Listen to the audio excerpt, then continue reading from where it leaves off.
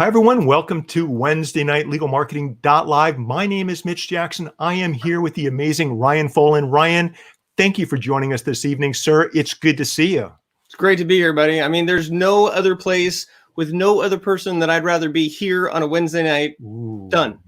Ooh, and that's before my introduction of you. We'll see how you feel in the next 30 seconds. So everyone, join us, share this out. This is Wednesday Night Legal Marketing Live, where we help lawyers market their practices through relationships and through proper branding. And that is why Ryan is here this evening. Ryan's a global keynote speaker. He's an author, a brand consultant who teaches people how to build their brand, get featured in publications, and grow their social media following with an emphasis towards communication. Ryan's clients include New York Times best-selling authors, venture capitalists, and Fortune 500 executives. His book, Ditch the Act, helps executives and entrepreneurs navigate the waters of what to do in the right order to help them harness the power of vulnerability and authenticity to build a better, more relatable and profitable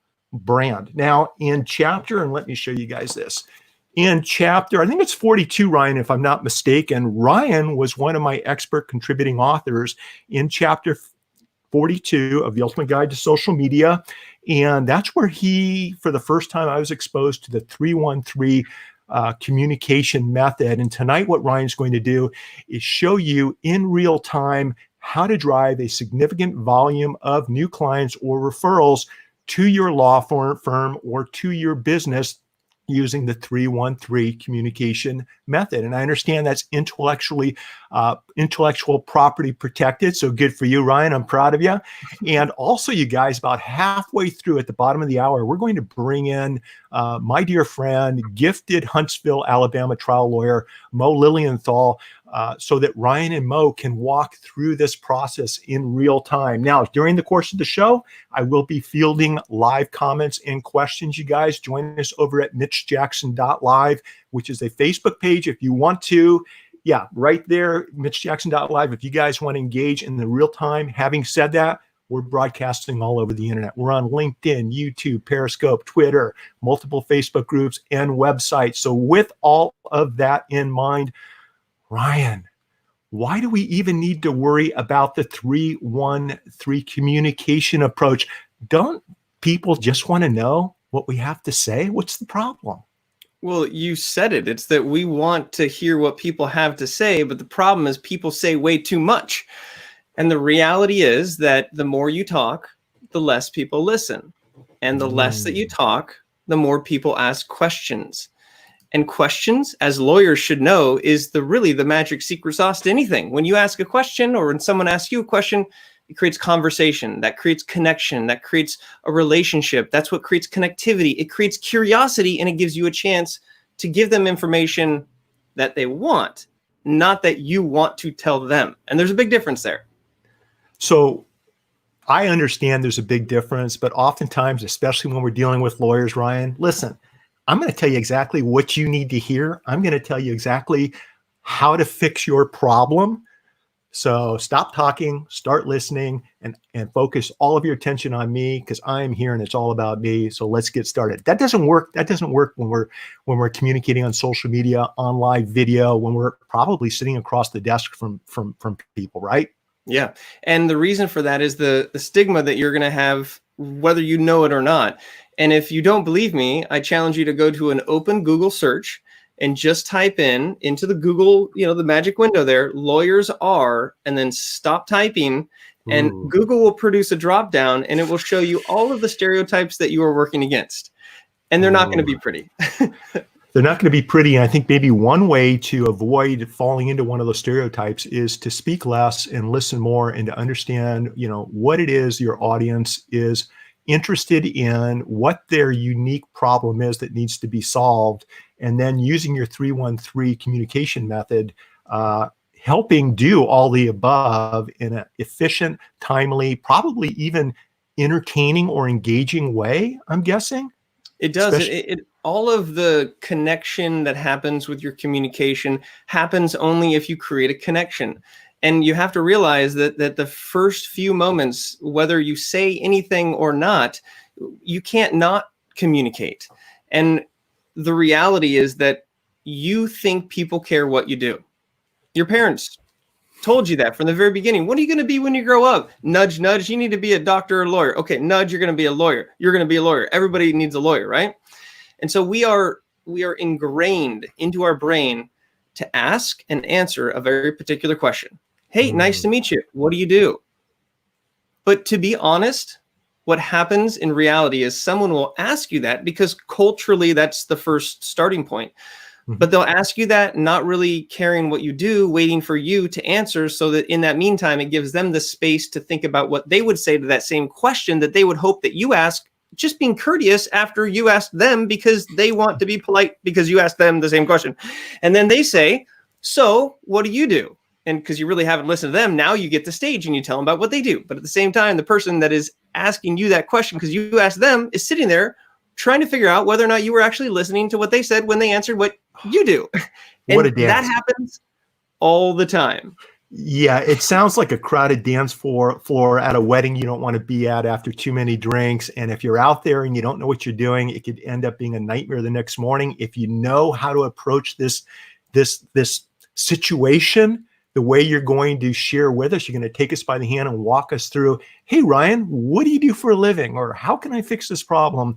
Using Ryan's 313 approach, I think, method is the way to go about it. And for everyone joining us and finding us and everything else, we will be handling questions live with Ryan. We've got Mo Lilienthal, Huntsville, Alabama lawyer, joining us at the bottom of the hour, that Ryan's going to walk Mo through the 313 process.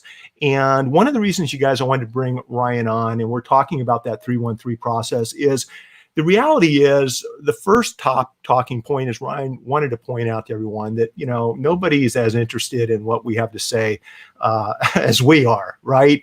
And so with live video, with social media, oftentimes, Ryan, you don't have more than 3 or 4 minutes to capture someone's attention, probably a lot shorter period of time. First impressions are made quickly.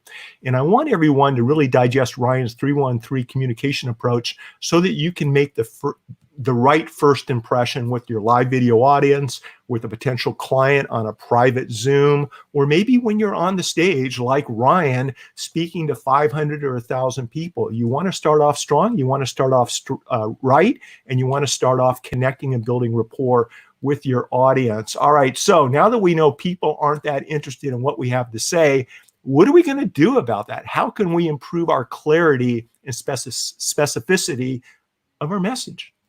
Well, it comes down to 3 things. It is understanding how to communicate the problem that you solve.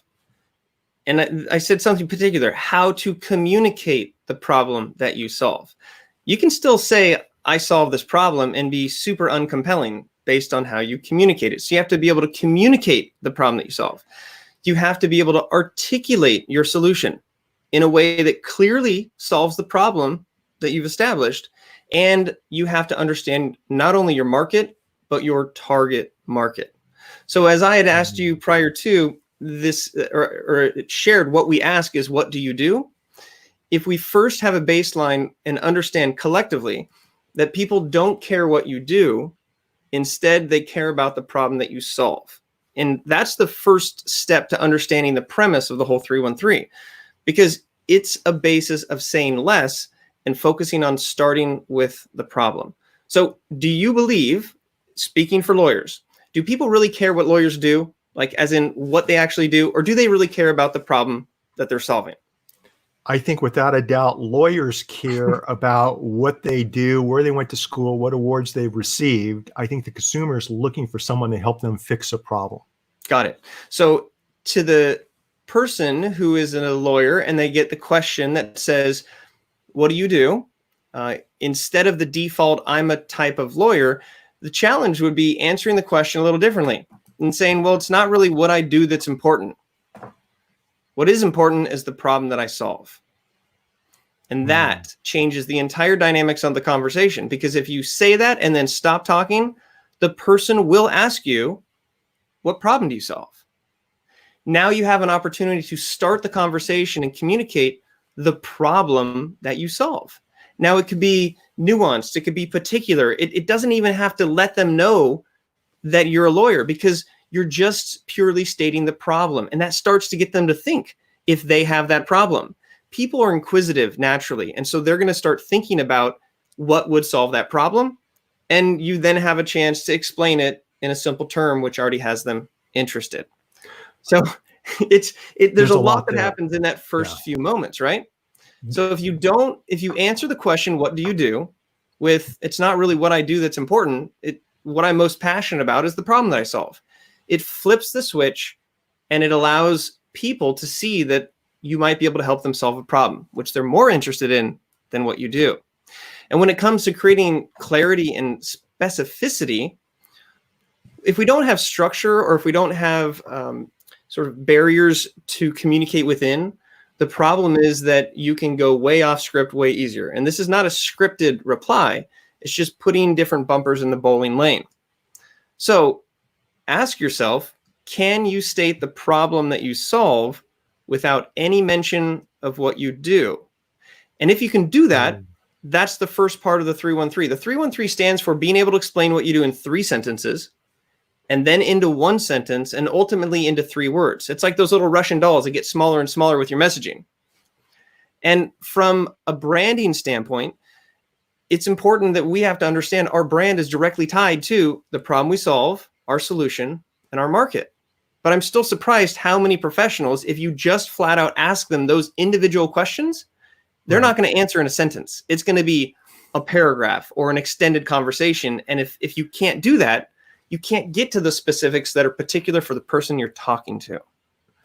Ryan, does it matter where you are when you're having this conversation? For example, if I'm in an elevator at the courthouse riding down from the 4th floor to the 1st floor, and somebody asks me, hey, what do you do for a living? Or if I've got someone sitting across my desk asking me the same question, although they're here in my office, so obviously they know I'm a lawyer. Maybe can you dive a little bit deeper on where we are, what the context is, what the circumstances are, and how that plays into the 313, if it does at all? Yeah, it does. And if I can, am I able to share my screen real quick for everyone at home? It's okay with me if you know how to do it. Okay, let's click share. Let's click share. I believe that is what we're going to share. I'm going to pull this up, and then I'm going to, let's see if I present. Let's give it a try. Do you see that? You know, I don't. Oh, here we go. Let me add this to the stream. Oh, look at that. I do permission-based pitching. Okay, so I want to answer your question directly. And in the situation where you're meeting somebody that you don't know, now this could be socially distant online, this could be in person when the world is back to normal. But if you just are able to communicate the problem that you solve, then you can get people interested in what you do without telling them what you do. Okay, so this is, again, a situation where it's you and someone else, and there's an actual conversation. They're not in your office. They don't really know you from somebody else. And they ask you, so what is it that you do? You explain, it's not really what I do. It's the problem that I solve. Then you can ask them, is that a problem? If they say yes in the conversation, you can say, they've already established that it's a problem. So now you can say, do you have that problem? If they say yes, you can ask them, are you looking to solve that problem anytime soon? If they say yes, you can help them out. At this whole point here is that you're not even telling them what you do. It's a great way to meet people with giving them just enough information to get them interested, but not enough for them to completely know what's happening. Now, if any point during this process, if they don't have a problem, well, you're done with that line of reasoning, and you ask if they have a friend who has that problem. If their friend's looking to solve it soon, and if it is, then you can help them out. So in a very particular situation where you are on a one-to-one, let me stop my screen sharing. I can do that. There you go. It works great to be able to share the problem that you solve and figure out if that's a problem they have as almost permission to then go further. So in a one-to-one setting, it works really, really well. If somebody is coming to your office and they already have awareness of who you are, your ability to communicate your expertise within that problem makes them feel comfortable that you're the right person. Now, you have multiple lawyers that can solve the right problem.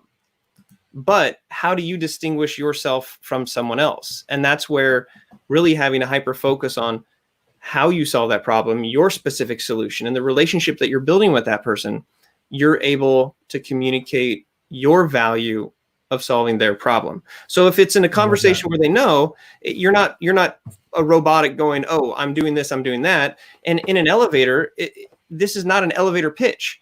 This is in an ideal elevator ride with a 313.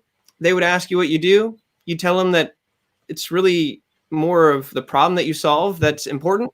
They'd ask you what the problem is that you solve. You'd tell them, and then the elevator would open. And that would be the ideal situation.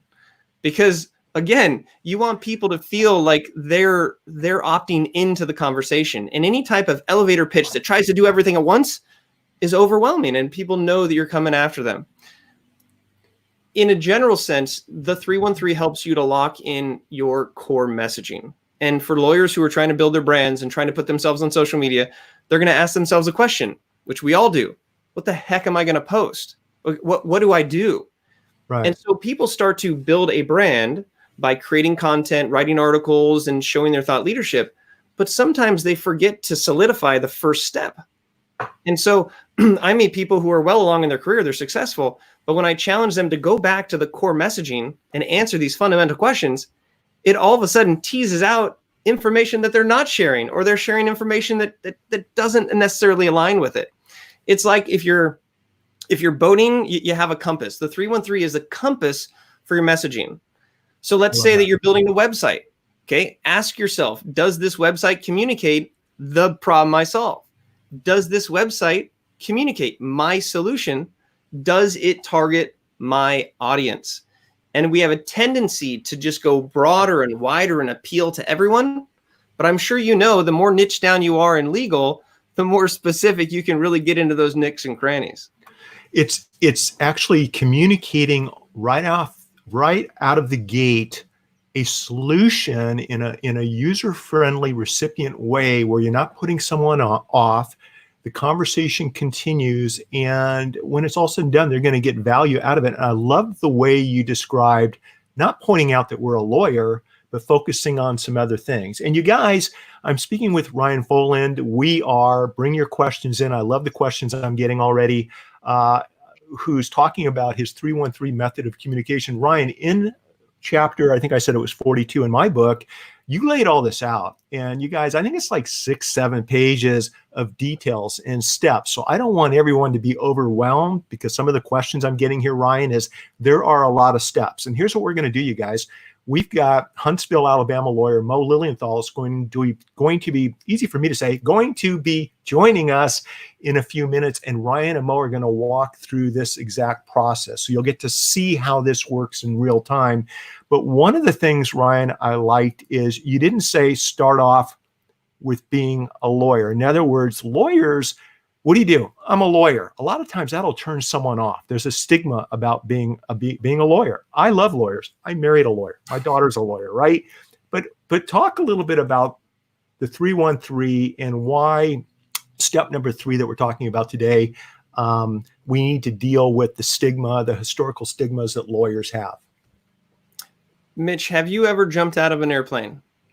I haven't, but I have done some hang gliding. Okay, so let's pretend that you're just about to jump. I'm right behind you. And the last step before jumping is grabbing a parachute. And on one side, there are circular parachutes, big circular. Another one, it says rectangular parachutes. And just as the person is explaining you have to choose one, the sassiness in me decides to push you out of the plane to make the pressure a little bit sooner. You've got to grab, do you grab a circular parachute or rectangular parachute? You're being thrown off the plane now. What do you grab? I'm going to grab the closest one to me. You're falling. You're out of that circular or rectangular? Yeah. Which one? Well, I would go with the rectangular parachute. Okay. Just because I'd be able to control it like a hang glider. Yes. But the reason I ask you this is that most people default to what they know, and they know circular parachutes. It seems like a safer bet. Oh, okay. I want you to now think of the words that are coming out of your mouth as little Mitches that are jumping out of a plane.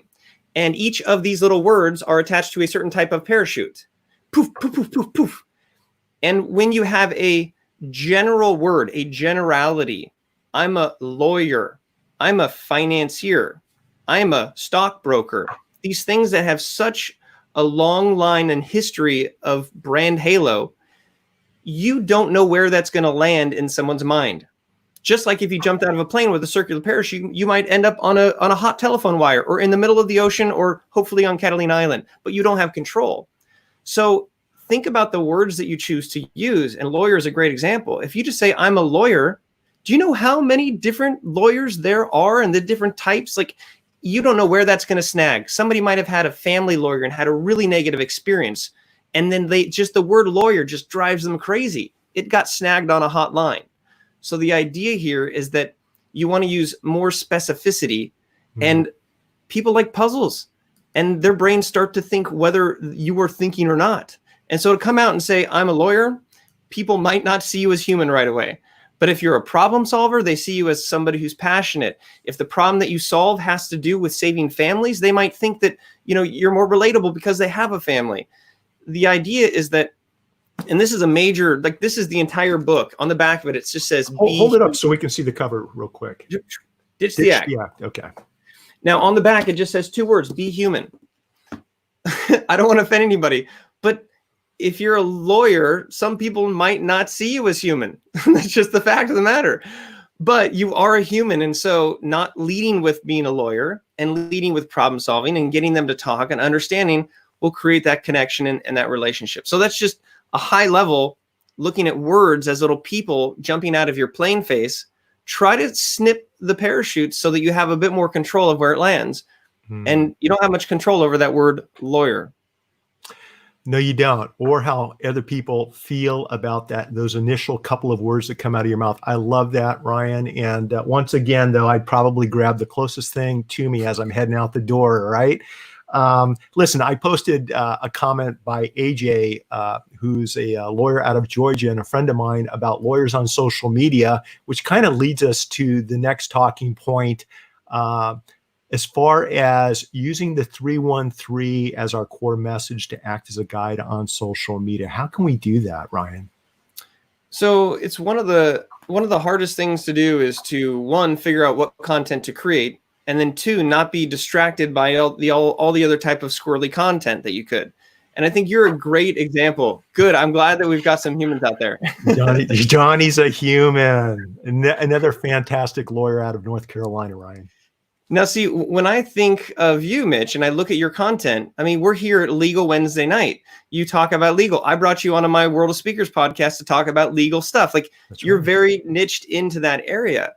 And so I bet if you looked and evaluated your content with a lens of the 313, you would see as a barometer that you're on course.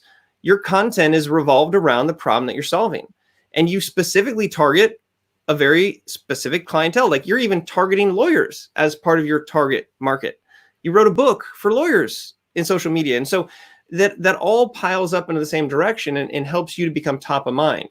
So if you're a lawyer and you don't clearly have the problem that you solve defined, maybe you take on all kinds of different cases and you don't see that through line, or you take any business that comes. The messaging is that people want experts. They want people who don't have just general knowledge. They want domain expertise. And so riches are in the niches. And if you can't define the problem you solve, you can't really define your niche. If you can't target and explain your target market, how can you actually market to them? So you can reverse engineer an entire social media and personal branding strategy. Let's take, for example, if you're a lawyer and you get featured in Home and Garden magazine, is that a good match? It depends. Maybe if you're talking about a garden that fell on someone or something, right?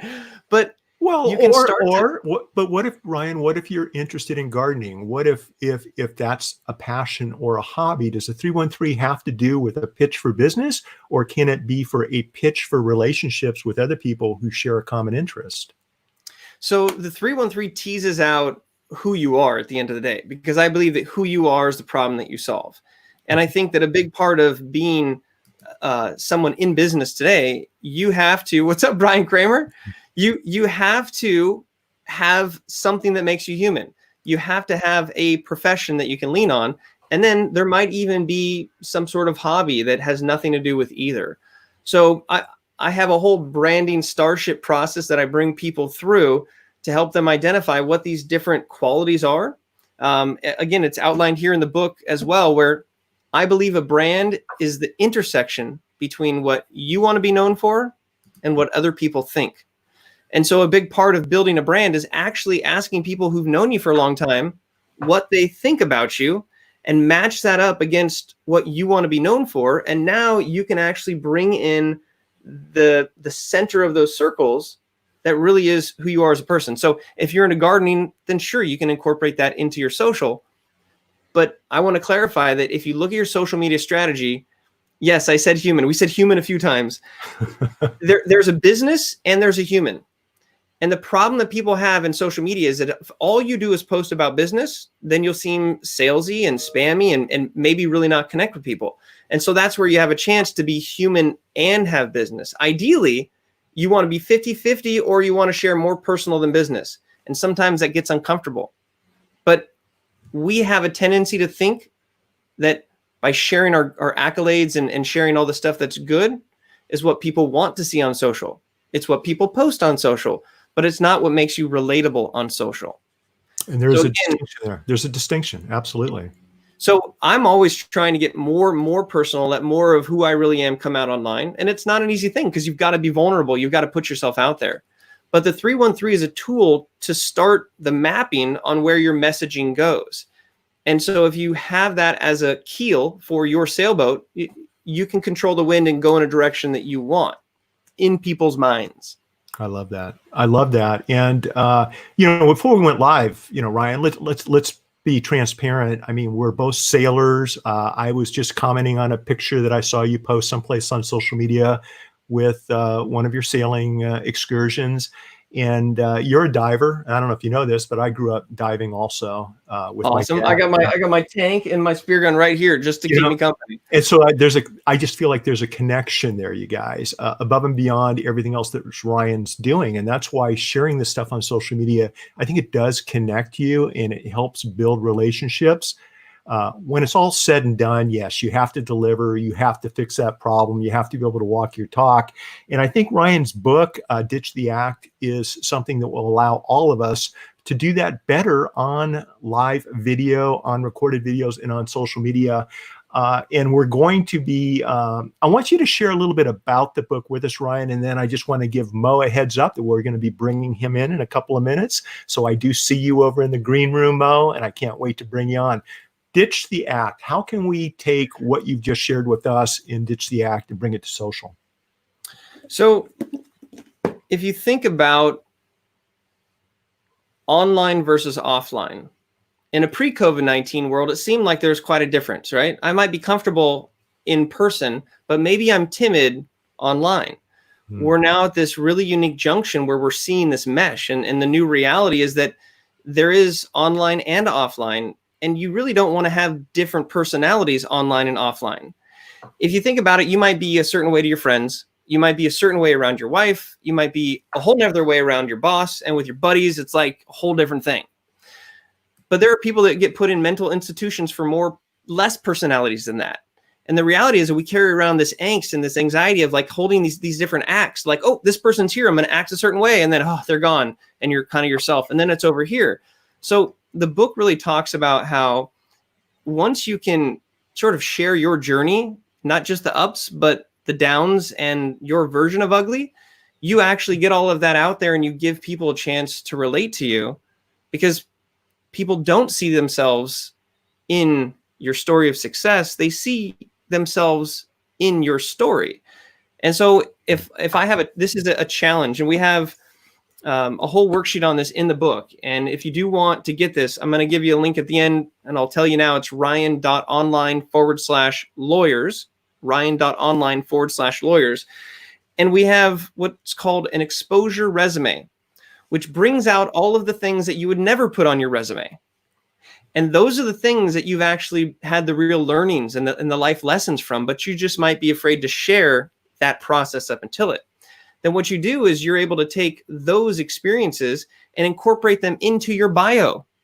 If you are a lawyer and I read your bio and all I read is where you went to school, how badass you are, that you're an amazing this and that you're amazing that, I'm not going to connect with you.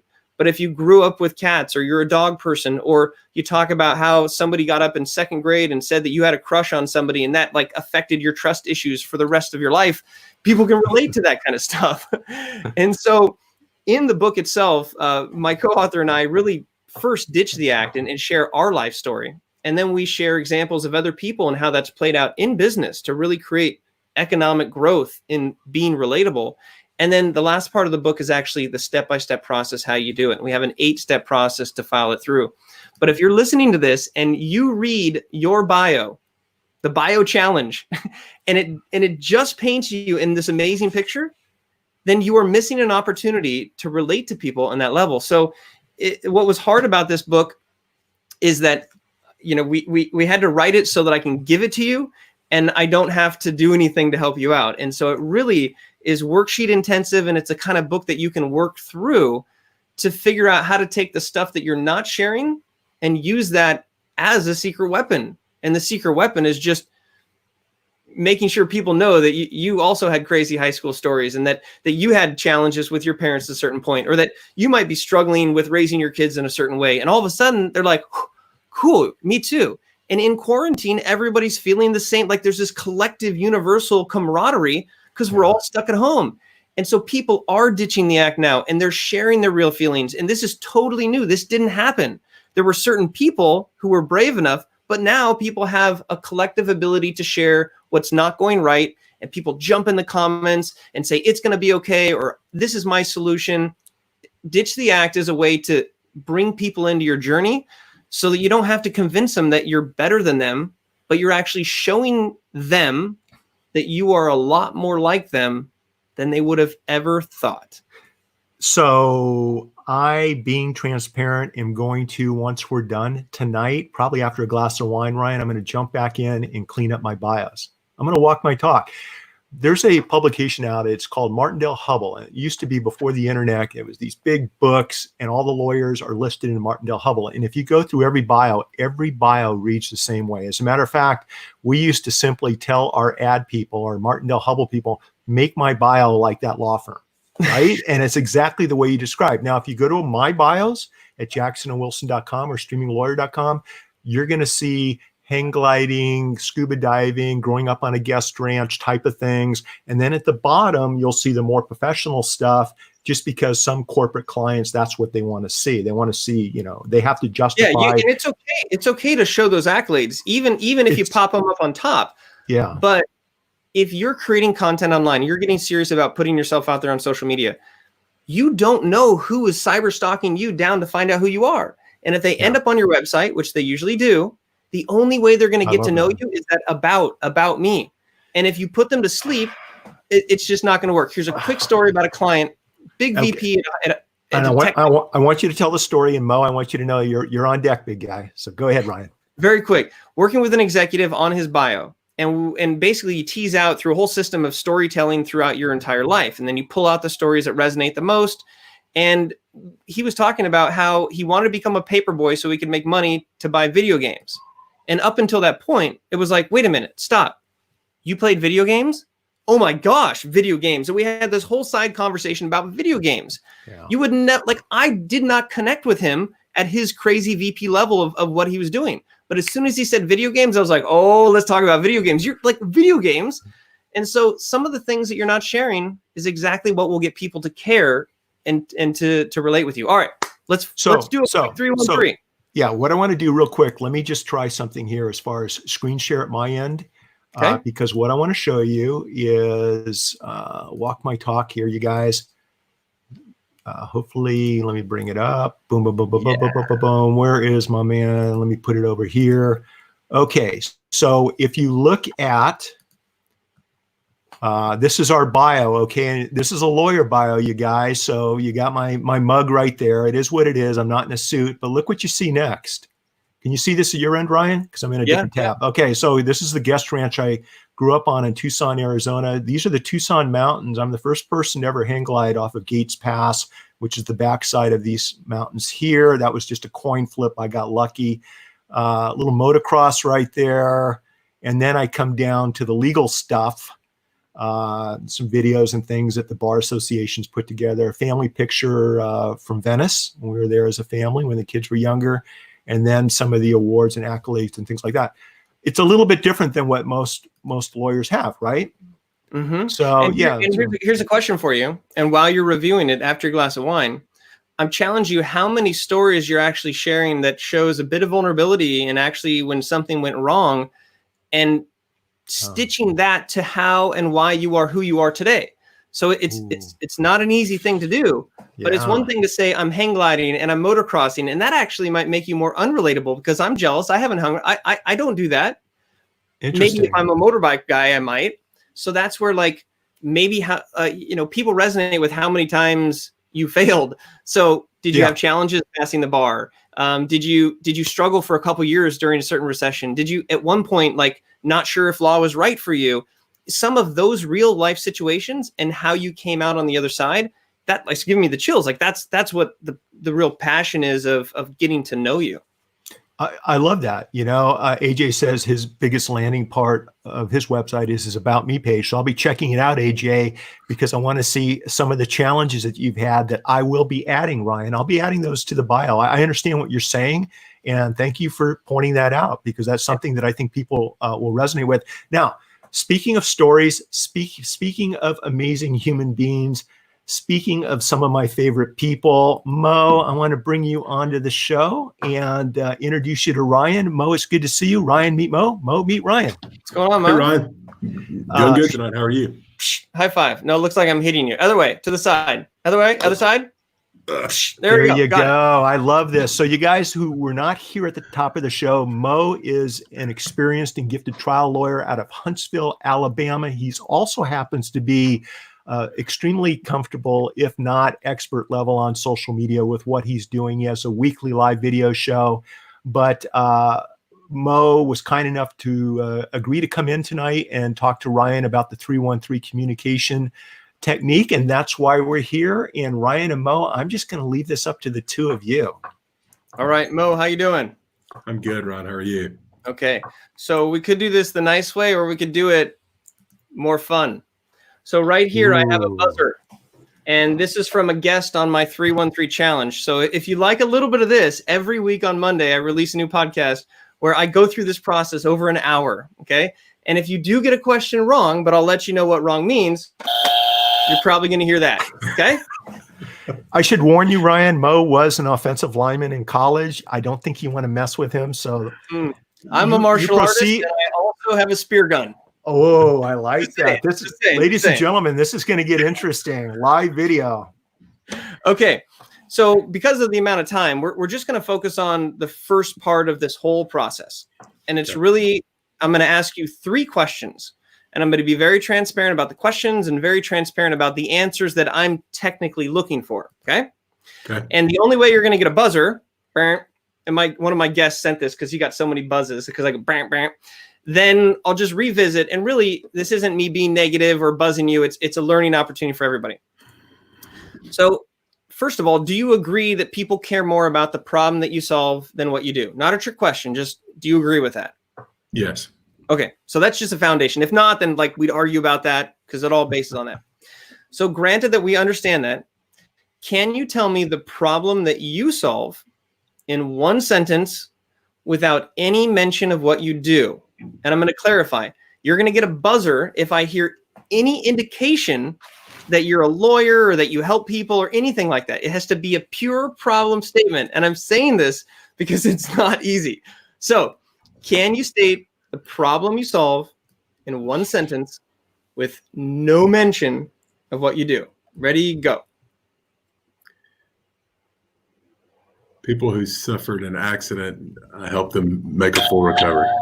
Did you hear what you said? Yeah, I know. I'm trying to think. It's tough. It's tough, right? And again, it's not that you don't know the problem that you solve. Right. But when I ask you in one sentence, that's all you get, and I don't let you say what you do, I'm telling you, I've talked to thousands of people, and everybody, I won't say everybody, because most people just can't help but say, I help. Like you're so attached with what you do. Now, if you can't complete this challenge, it stops your ability for permission-based pitching. Like the whole thing goes away because you just spilled the beans. So try it again. One sentence, no mention of what you do, just the pure problem that you solve.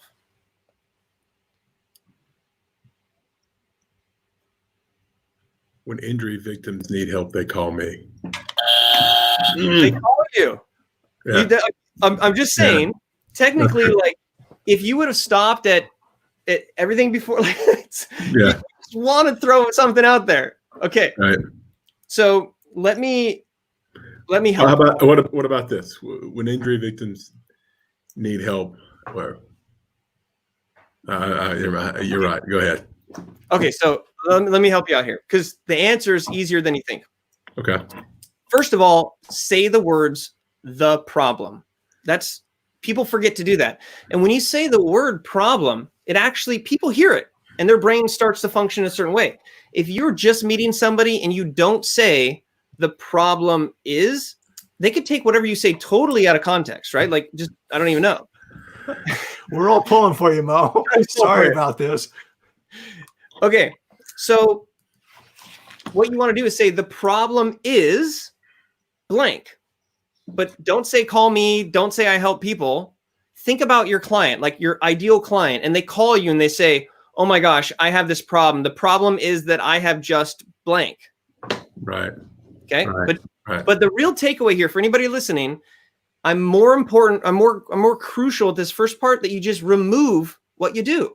It's like you got to build up the stamina for it. Yeah. All right, try it again.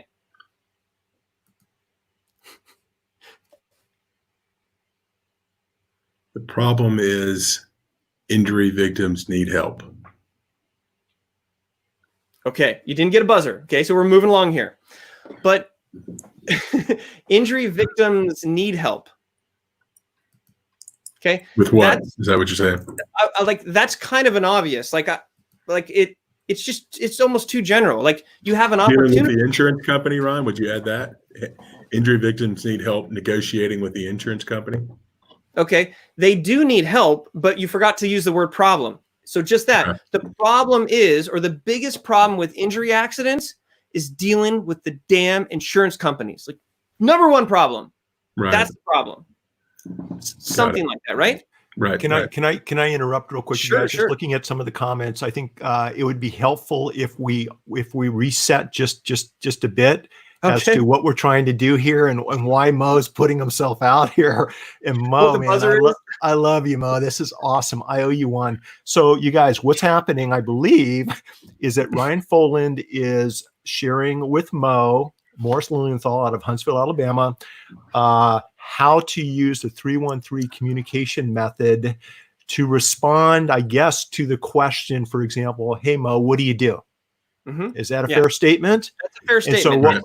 So what we're doing probably in an accident victim type of environment, the person who's asking Mo this is someone that might have been severely injured in some type of accident, collision, or defective product device. Wait a minute, though. I almost gave you the buzzer, but in this situation, you don't know what this person is dealing with. You don't know them. Their sister or brother might have gotten in an accident 10 years ago. So thank you. Context of this specifically, we're beginning this process of the 313 process. And the first part, there's 3 questions that you have to answer. What is the problem that you solve? What is your solution? And who's your market? And honestly, those are like some of the most fundamental basic business questions ever. Like you got to solve a problem to be in business, whether you're a lawyer or not. You have to have a solution and you have to know your market. But when I ask you these questions with slight nuances, it becomes very difficult. Right. Because the first point, we agreed, nobody cares what you do, but they do care about the problem that you solve. Like we agreed on that. So if that's being the case, it's important to be able to articulate the problem you solve in one sentence without mentioning what you do. And that's the first question of 3 questions. Now, once you have those questions answered, it gives you the tools to reply in a dynamic way to somebody who you just met. Because the default is, what do you do? And you're like, I'm a lawyer. I'm an accident lawyer. Whoa, I see you guys on the freeway all the time, right? Okay. But instead, once you can answer this question, here's the situation. So what do you do, Mo? It's not really what I do that's important. Every day I wake up to solve a very particular problem. They don't know what you are. And they'll go, what is that problem? And now you say, the problem is, if you ever get into an injury, or if you ever get into an accident and you get an injury, surprisingly, the biggest problem usually isn't medical. It's the agonizing pain of dealing with the insurance company. I've seen it ruin careers. Like there's that, and then they're going to say, oh, interesting. So how do you solve, like, what do you do? And now you've got them in that first step, as opposed to just like hitting them over the head with the fact that you're a lawyer. And that, especially if you hurt them, then you have another lawsuit on your hands. Okay. Thank you, Mitch, for the little rewind. Yeah. Thanks for saving me a little bit, Mitch. It gives us all a chance to catch our breath. Okay. The question is, can you state the problem that you solve in one sentence without any mention of what you do or helping people through it? Just the pure problem. So try it again. Beat the buzzer, Mo. Insurance companies take advantage of accident victims. Okay, good. No buzzer, right? I mean, hey, if you're on a live stream, give it up for him. Like this, heart. Now, here's a follow-up question to reinforce the learning around this. Okay. What's the difference between a paper cut, live demonstration, paper cut? What happens? What's the difference between a paper cut? Okay. Jeez. Or let's say you get something more severe and it's and then you chop your finger off. What if you chop your finger off, right? Like, there's blood flying everywhere, right? That's awesome. Fundamentally, what is the difference between a finger being chopped off or a paper cut? Just conceptually, what do you think? Well, the way it's going to impact your life. Yes. And a lot of other things. But Sure. what I want you to realize is that the implicit reaction from someone else changes. If I run up to you and I'm like, oh my God, Mitch, I have a paper cut. About 100,000. No, AJ in California, about $1 million. And a missing finger, right? Depending on if you're injured or not. But here's the real takeaway. If I come up to you and I say, Mitch, I've got a paper cut, you're going to look at me and go, okay. Man up. Meh. You'll be okay. Meh. There's nothing that you're going to do about it. But if right now in real time, the finger that I chopped off was real and I actually chopped my finger, there's blood everywhere. Or if like you see me cut myself, what do you instantly do? You're like, oh my gosh, can I help? Like you hear a scream and you're like, what's going on?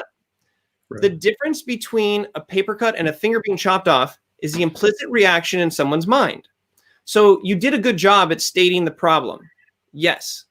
But did you state it like it was a finger that was cut with a paper cut or a finger that was chopped off? Now, I'm not trying to say you have to use hyperbole and get extraordinarily extreme and be unrealistic. Right. But what I want you to understand is that you can communicate the same problem in two ways. One is highly effective because it gets people thinking that there's something to do about it. And the other, where they're just going to be like, what do you even like? What? And so with the insurance company, the way you describe that, right? Yeah, we know insurance companies are involved with it, but what's the problem with it? Is it miserable? Is it expensive? Do you get taken advantage of? Is it, do you not get the money that you deserve? Like there's so many things around there that you could paint the color of blood when you're talking about it. Right. Yeah. And I'm not, and if you're looking at your business and you're really thinking about this problem, it's not that I want you to take the problem that you think you solve and make it sound like a paper cut. I'm encouraging you to find the real finger chops within the problems that you solve. And in the experience that your client has to go through, all the way from the accident to the hospital to back, if you look at that process and you ask them, what was the worst part of that process? You might be pulling a thread onto what might be a good problem to represent. Because your impression of how the insurance company is dealing with it, like it might be a different experience for them. So again, we've talked the whole time about just communicating the problem without any mention of what you do, so that it creates this like a connection, and people either identify with it or not. And if they haven't been in an accident and they know that if they do, all this crazy stuff might happen with insurance companies, and you were the person that explained that to them and educated them on that, I'm going to come to you. I'm not going to come to the ambulance chaser that says, I'm a trial attorney for your injury accident. Call 555. My name is Larry H. Ginger, whatever, right? Sorry, Larry. Does that make sense? And again, it's a bit abstract for the first time. It does, but one thing I take away from it too that I wanted to see if you concur is that this is coming from their point of view, not your point of view, right? Yes, the problem that you solve. So it's really their problem. Right. Now, if you solve problems for other lawyers, then that would be the problem. And what I want to just sort of also take away from this is that multiple problems make it harder to be seen as 100% solution. So if you told me the problem is dealing with insurance companies for injury accidents and dealing with, people, spouses and divorces, and dealing with, business, legal, finance, that's 3 different things. Mm-hmm. And so the exercise is just to choose one that might resonate the most. I mean, you could try different problems, but when you communicate just one at a time, it allows people to say, I have that problem, or I don't have that problem. And if they do, you can help them out. If they don't, then it's not the right match. Hey, Ryan, I want to give Mo just a chance to catch his breath. Don't go anywhere, Mo. But while you're thinking, we did get a couple of comments. No, you're not going. John Fisher out of New York. I stopped medical injustice. You know why? I'm just sharing comments, my friend. Okay, John, I'm sorry for buzzing you, but look, you stop medical injustice. The problem is medical injustice happens more than you think, or like it's a different. Yeah. And Johnny Finch. First 3 words. And again, I'm not trying to be mean, but if you help people with the aggravation and embarrassment of the courts and an unfortunate night long of partying, you could take I help people out of it, and you could say the problem is the aggravation and embarrassment for an unwanted night in jail based on making a bad party decision. That problem, I know how to solve it. So it's interesting. It's more of like judo with words, where you're using the environment around to move. It's not like a block, punch, hit.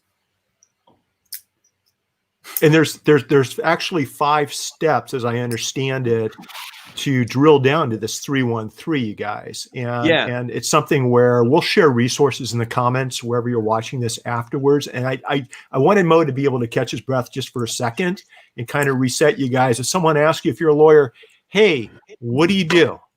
What Ryan and Mo are doing is walking you through the 313 process to respond to that question.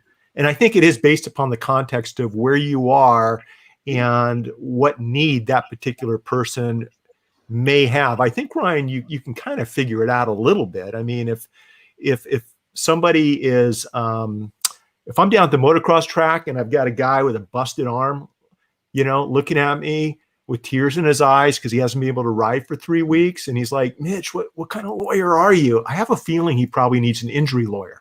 Mm-hmm. Right? I'm not going to do my 313 on a business case or on finance or on something else. So put everything into context. But where did we leave off? Have we gone through all 3, or are we still working on step 1? So we just did the first question. Are we still on step 1, or just step 1? Yeah. And this is a process. And I have clients that work for 6 months on refining and defining because it teases out. But once you get it locked in, then all of a sudden you're like, then it becomes a beacon of light to follow for the type of content that you create and the type of emotional state and the psychological state and the target market that has that. So again, that was the first question of the problem that you solve. So the second question is, what's your solution? And the only way you're going to get a buzzer is if what your solution is doesn't solve the problem.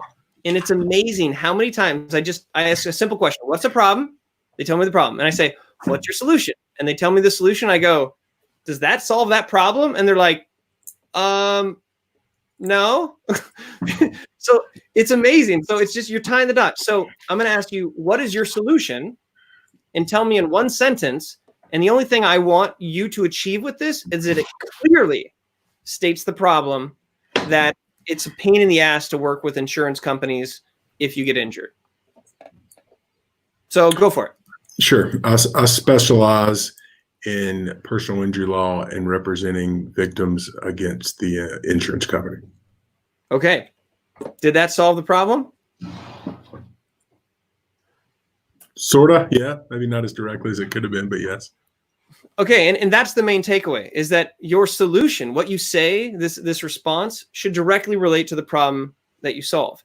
Now, if you did a little bit more work on the problem, and maybe there's maybe the anxiety of having to deal with an insurance company, not knowing what to do dealing with an insurance company, feeling cheated by an insurance company, then you could specialize in people who are like intimidated by the anxiety that comes with a long drawn out legal process dealing with insurance companies, right? So it could change based on how particular you get with the problem. But the goal is that they match. Because if you're just meeting somebody, you want it to be clear on what that is. Okay, so good job on that. The final question, can you tell me your target market without using the A word or the E word? A word or the E word? Target market. That's a tough target market for this kind of thing. Now when you say A or E, are you talking about what words are you talking about? Just can you spell that out? Mitch, what do you think the A word is? We're all thinking the same thing. So what are you talking about, Ryan? What A word? What E word? Anyone or everyone? Got it. And I'm telling you, you're having too much fun, Ryan. So look at him; he's fun. making two lawyers squirm. He's living. This is like a ginger sandwich right here. I'm like in the door, like a lawyer ginger sandwich. Actually, would you smile real quick, because I'm going to take a screenshot. This is a lawyer ginger sandwich. This is. Okay. The takeaway here is that you have to be able to define your target market, right? Exactly. Wait. Okay, hold on. We're gonna. Okay, you guys get that set up, and okay, that was good. He's only going to be able to front kick one of us, Mal. Okay? This is good, because what we're going to do, Mo, is when we're done, we're going to have Ryan put on his lawyer hat and answer this question for us and show everyone how it's done. But please continue, Ryan. Go ahead. Set yourself up. So can you tell me your target market in one sentence? And this is your target market. These are the people that you physically want to work with. And so we tend to say all people who get in accidents, or anyone who got in an accident. As soon as you're for anyone, you're for no one. And I want to feel like you're a specialist. So can you tell me your target market, like skinny? I'm not going to judge you by how small this is. In one sentence. Accident victims who had to have surgery due to their collision. Okay. In South Africa, in China, in Australia? Right. Wait. Okay. Were they less than 6 years old or older than 80? And are they in the continental United States, or are they in Canada? Like, you kind of said everyone without saying everyone. If you got your wish, if this turned into a magic genie and I rubbed it and I gave you a wish, you wouldn't know what to do with yourself if you got all of those people. You would literally be out, like your mind would blow up. So the idea here is that the more specific you can articulate your client, not only do people recognize themselves in that, but they're able to recognize friends. So let's say that you specialize in people who are injured in some sort of an accident, and they travel more than 100,000 miles a year. They're based out of Southern Orange County, and typically have a family or a family practice, something, right? Because now I'm thinking, oh, I have a buddy that flies that much that like that must be a specialty. You must know how to really treat those people because there's a whole way of dealing with that. So again, I'm not sure who your actual target client is. And if you might take anybody in the door, but the idea, yes, is like having a good specific hashtag or a Google search. If you're too vague in your search, you're going to get results that you don't know what to do with. Yeah. So something like if I wanted to niche it all the way down, Ryan, something like motorcycle accident victims in North Alabama. Oh my God. Yes. And there's probably enough of that you could be the guy in that area. And if you needed to take one of Mitch's friends from California, it would be a favor and you'd be doing it just because you're a good guy, not because you're like expanded. Now, where could you advertise? You could advertise at that specific location. You could drop mailers to areas where it's like, now you know where to target that. So we tend to think that our market is too wide. Now, Mitch, bringing it back to social media, there are certain platforms that your target market is not, if you know who they are. And so for me, I like Twitter as a platform. People that I like, I'm able to find people that I like to connect with on there. I don't really care about Facebook. It's just too big of a pool for me. I'm not into it. Instagram it's my stick figures and it serves its purpose. But I'm able to feel comfortable where I'm spending my time on social because I'm able to define who I want or who I want to go after. And it's a hard concept, but not everyone has to like you and not everyone is your client. And as soon as you do that, people might just want to work with you. Let's give a round of applause. That was good. That's just a taste of the point. Now, if we were to go to the 1, because we're talking 3, 1, 3, the next step would be working with you to get all of that into one nice little sentence. And then once we really have a deep understanding, we would use metaphor and analogy to create something that represents who you are. Like if you were a type of vehicle, what would you be? What does your law practice represent as a vehicle? Range Rover. Okay. So like I'm the Range Rover of injury settlements. It says I bet you're a little expensive. I bet you're good. I bet you're classy. I bet you got heated seats in the person's chair when they sit down. But like it's because I know what a Range Rover is. I had one named Rachel Rover. She was a Rimini Red, stupid with 22-inch Rimini Red rims, and the bad stuff happened. But because I know that you are now associating with a Range Rover brand, you're able to bring all that brand halo to you. So think of me as like a black belt of branding. Everything now within what you know about a black belt, you sort of attributed towards me. Mitch has in the book there. Yeah, there's some examples. Can I just share these because it's totally applicable to what you just said, or just a couple. I want you to read the answer, the 3 words essentially, and see if Mo can guess what the industry is. So just read So Oprah of litigation. Wow, right? And I'm thinking with you, Mo, the Michael Jordan of law. Yeah. Right? The Michael Jordan of the Huntsville, Alabama court system. Just a couple of other legal things here. The Wonder Woman of depositions. I like that. Those are good. I mean, I don't know if we have the trademark or intellectual property rights to use these words, in our marketing, but it does make a point. And what you said earlier when we talked about home and gardening, right? Like, how could that be? Like, if gardening is part of your brand and you are also a lawyer, you could be like the fertilizer for settlements. How about the green thumb?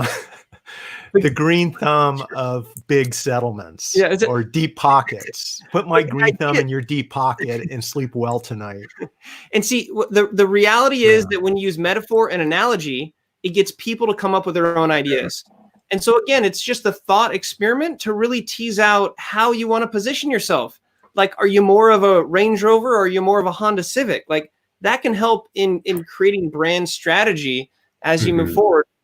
And these analogies can relate to people. Let's say you see a guy roll up in a Range Rover, then that's kind of about his brand. And you could talk about class and comfort and style and incorporate that into what you're doing to help match what he's looking for. So it's not all about flash and glam. It's about relatability, where you can find these things. You see somebody's background and it's got a boat in it. Talk about litigation in terms of a sailboat. And they'll be like, oh God, I need to work with you because I understand it. So there you go, Mo. Good job. Sorry for buzzing you a few times, but oh, fantastic job. And I knew Mo could bring it and take it. And that's why I reached out to Mo. And Mo, thank you for coming on tonight. But listen, here's the thing. Ryan, correct me, because I would like you to run us through this, but the steps I've got just to kind of full circle everything is you want to, number one, you have to understand the problem that you solve. Number two, your solution. Number three, your market. Number four, saying it all in one sentence. And then number five, saying it all in 3 words. Yeah, with the metaphor and analogy. Yeah. I was just going to say, and then doing that using good persuasive storytelling, communication techniques, empowering words, metaphors, and putting it all together. So you guys, for those of you that have stuck around to the end of the show, I just ran into Ryan down at Dana Point Harbor. We're both walking out to our boats, and I'm looking at Ryan and I'm thinking to myself, I think I recognize that guy. And by the way, Ryan, you're a local trial lawyer and you handle accident cases here in Orange County. So I come up to Ryan, I go, Ryan, sir, good looking gentleman, I think I recognize you. What do you do for a living? Well, thanks for stopping me for a second. Absolutely. And, I'm actually asked that question quite a bit, but I have a different answer. And the answer is that what I do really isn't as important as the problem that I solve. Oh, that's fascinating. Problems you solve. What kind of problems are you good at solving? Well, that's a different question because I'm good at solving a lot of problems. But the one that I think is at least worth solving, and what I am most passionate about, is people who get in accidents think that the injury is going to be the long-lasting problem, when in reality, it's the stress, anxiety, and draining of their entire life as they know it, dealing with the evil insurance companies. I can relate to that because my broken arm healed up after a couple of months, but I'm still, they never return my phone calls. I don't know what's happening with my case. They're not offering me full value, Ryan. Is there anything I can do about that? Well, I can't speak for anyone else, but in particular, my solution is more of a bespoke, customized approach that takes you completely out of the picture so that you can focus on everything else. And I completely handle the relationship from beginning to end so that you can focus on your recovery.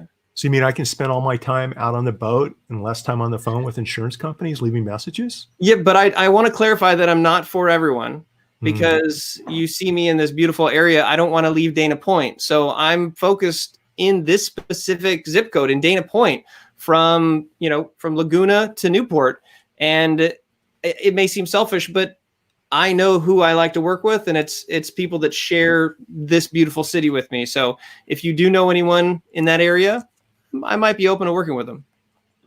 That sounds great. I want you to work with me. Is that your boat over there, the Insurance Exterminator? Yes. Yes. How did you know? That's my guy. I want to hire you right now. Yeah, it's a process and it's not easy, right? But I think it's probably worth the time to either work with someone that knows how to put this together, or spend time going back and forth, which Mo, you and I can do anytime you want to jump on a live video and work out this 313 so that we have a good, concise, clear, specific, engaging, memorable, unique response, right? I mean, that's what it comes to. The thing that I'll add to this is that, market research and customer research is so important. And this is a part of that, to where if you can't answer these simple questions, then it's time to ask your clients or do some more research and understand. It fascinates me how people go down the line in business without being able to fundamentally articulate their problem, solution, and market. And you run into problems later on, or you spend too much money on the wrong ad spend, or you target a market with a mailer that just doesn't land, or you build a website and nobody cares. So I just want to help people at the very beginning to make those core decisions and teach them the skills to reevaluate. Here's something else. It's a different world post COVID-19. So what the problem was and how you articulated that 3 months ago is changing, has changed. And this is a system where you can test out your messaging. You can try it to people to see if it resonates. So it's like a litmus test for your messaging.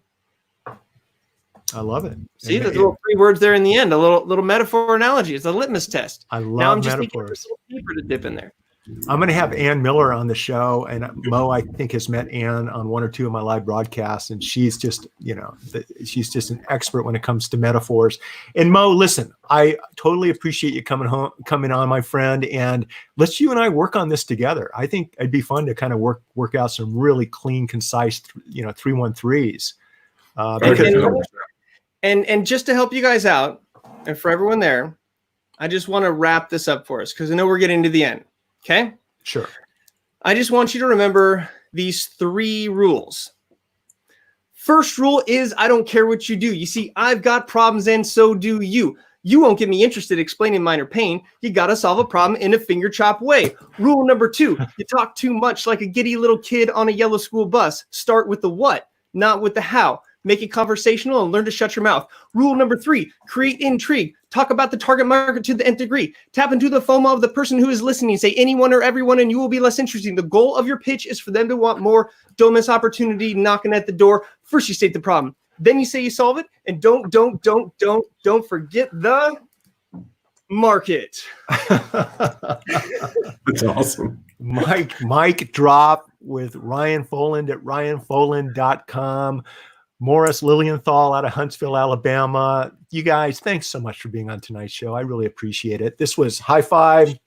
Here we go. There we go. To everyone joining us on all the other platforms, I tried to get to everybody's question, you guys. Message me privately or we'll reach out or I'll ask your questions to Ryan and get back to you. You guys, this has been awesome. Join us next week on Wednesday night, whatever the name of my show. What is tonight? Wednesday night, legalmarketing.live. Ryan, thank you. Mo, thank you. You guys take care. Ditch the act and make you stay your mouth. And if you want some worksheets that I think will make sense after today, you can go to ryan.online/lawyers. Ooh, I like that. Ryan, do me a favor, message me that URL and I'll put it in the comments on all the different platforms. All right. Thanks, you guys. Have a great night. Thanks, everybody. Bye-bye. Thanks, guys. Good night.